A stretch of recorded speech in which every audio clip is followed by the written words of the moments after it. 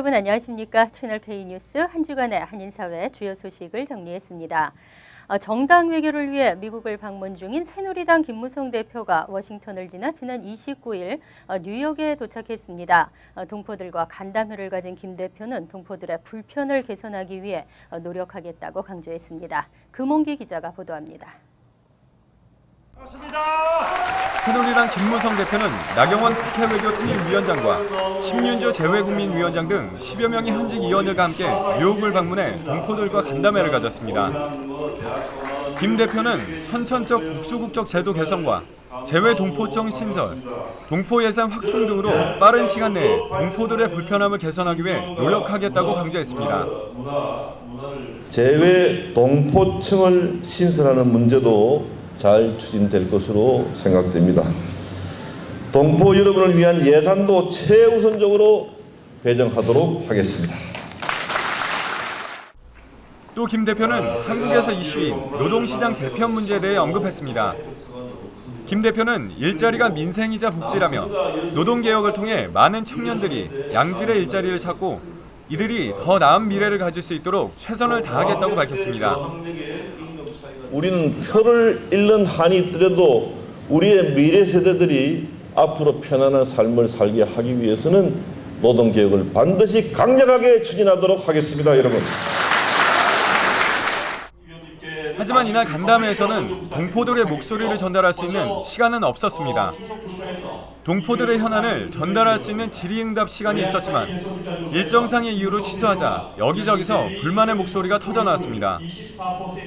워싱턴 DC를 시작으로 지난 25일부터 8월 1일까지 7박 8일의 일정으로 미국을 방문하고 있는 김 대표는 내일 LA로 떠나 남은 일정을 소화할 계획입니다. 채널K 뉴스 김홍기입니다.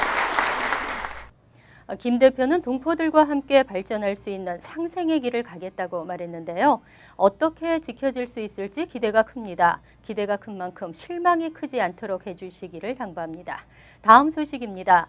6.25 한국전쟁 당시 영화 국제시장에도 등장하는 흥남철수를 가능하게 한 최대 동계 전투가 바로 장진호 전투인데요. 치열했던 장진호 전투에서 희생된 수많은 병사들을 기리는 기념비가 버지니아에 세워집니다. 버지니아 퀀타코에서 금홍기 기자가 전합니다.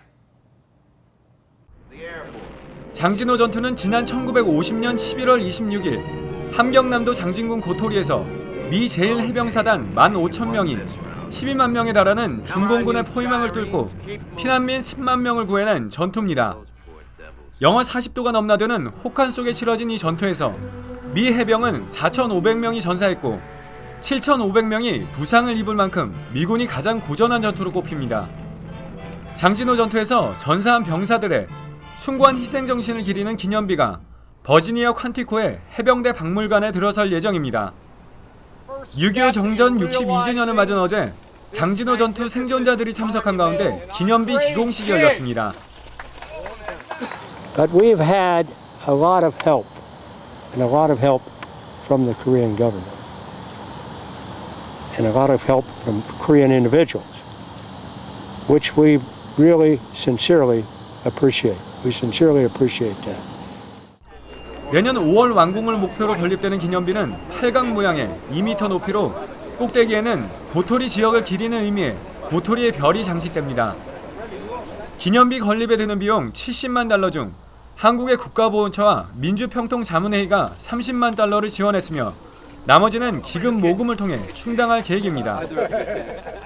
정전 62주년 되는 날에 이와 같이 우리 이곳에서 장진호 전투 기념비를 기공을 하게 돼서 매우 뜻깊게 생각합니다. 한편 6.25 전쟁 정전 기념일을 맞아 워싱턴 DC 한국전 참전용사 기념공원에서는 한국전 참전 미군 전사자 호명식이 지난 25일부터 어제까지 진행됐습니다.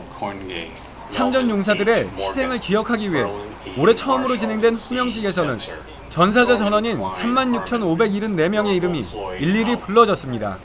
채널K 뉴스 금홍기입니다. 뉴저지 팰리세이드 파크 타운 의회는 지난 28일 열린 원래 회의에서 경찰구 션리 형사의 경사 진급을 최종 승인했습니다. 이외에도 한인 공무원 2명에 대한 진급안도 함께 통과시켰는데요. 계속해서 금홍기 기자가 취재했습니다. 팰리세이드 파크 최초로 한인 경찰 간부가 탄생했습니다. 타운회는 경찰국 션리 형사의 경사 진급안을 만장일치로 통과시켰습니다.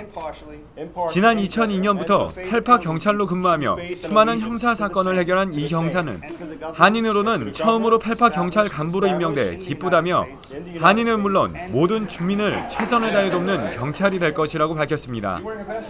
이 경사는 앞으로 형사과를 이끄는 형사 과장 임무를 수행하게 됩니다. 펠파 주민 안전을 위해서 또 지역 한인 사회를 위해서 한인 사회의 발전을 위해서 열심히 노력하겠습니다. 한편 펠팍 타운위에는 2명의 한인 공무원 진급안도 통과시켰습니다. 타운은 지난달 돌연 사망해 공석이 된 마틴 고브 클럭 자리에 진학인 부클럭을 클럭으로 임명했습니다. 뉴저지주에서 타운 정부 클럭을 한인이 맡는 것도 처음 있는 일입니다. 이와 함께 소피아장 행정 직원은 부클럭을 맡게 됐습니다. 그동안 타운 정부가 한인 공무원 진급에 대해 인색해 좀 늦은 감이 있었다는 지적도 있긴 하지만 대체적으로는 타운이 한인 주민들의 중요성을 인식하고 있는 증거라는 긍정적인 평가입니다. 채널 K 뉴스 금홍기입니다. 이민 행정명령의 가처분 중지 결정이 내려지면서 청소년 추방유예 수혜자들은 3년짜리 노동 허가증을 반납해야 합니다. 노동 허가증을 반납하지 않을 경우 추방유예와 취업 자격을 잃게 됩니다. 연방이민서비스국은 어제 긴급공지를 띄우고 잘못 발송된 3년짜리 노동허가증을 반납하지 않을 경우 이달 31일부로 해당 이민자의 추방유예 자격과 노동허가를 모두 만료시킬 것이라고 밝혔습니다. 앤드류 헤이넌 텍사스 연방지법 판사는 이민행정명령의 가처분 중지 결정을 내린 지난 2월 16일 이후 추방유예자 2천여 명에게 발급된 3년짜리 노동허가증을 반납하라고 명령한 바 있습니다. 이에 이민서비스국은 이미 서한과 가정 방문을 통해 잘못 발급된 노동허가증을 회수하고 있습니다. 또 이들에게는 2년간 유효한 노동허가증을 발송했습니다. 이민당국은 2년 노동허가증을 받았는데도 무효한 3년 노동허가증을 소지하고 있는 경우에는 추방유예와 모든 취업허가를 종료시킬 것이라고 경고했습니다. 또 향후 추방유예 신청 등 이민 관련 신청에 있어 부정적인 요인으로 간주된다고 당부했습니다. 노동허가증의 반납은 맨해튼 이민서비스국 사무실을 직접 방문하거나 우편으로 반납할 수 있습니다.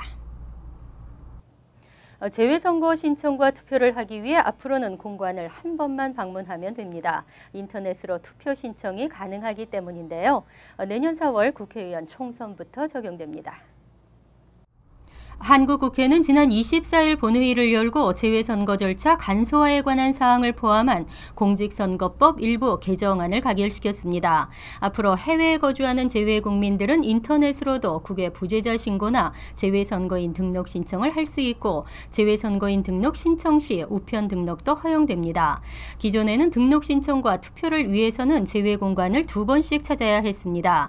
김성곤 새정치민주연합의원실은 중앙선관위 홈페이지를 통한 재외국민 인터넷 선거 등록은 내년 4월 실시되는 20대 국회의원 총선부터 적용될 전망이라고 밝혔습니다. 때문에 앞으로는 재외선거 투표를 원하는 경우 공관을 한 번만 방문하면 된다고 설명했습니다.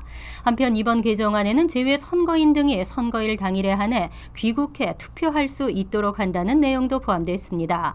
이 경우 재외국민들은 재외 투표기간 개시일 전에 귀국한 사실을 증명할 수 있는 서류를 첨부하고 신고해야 합니다.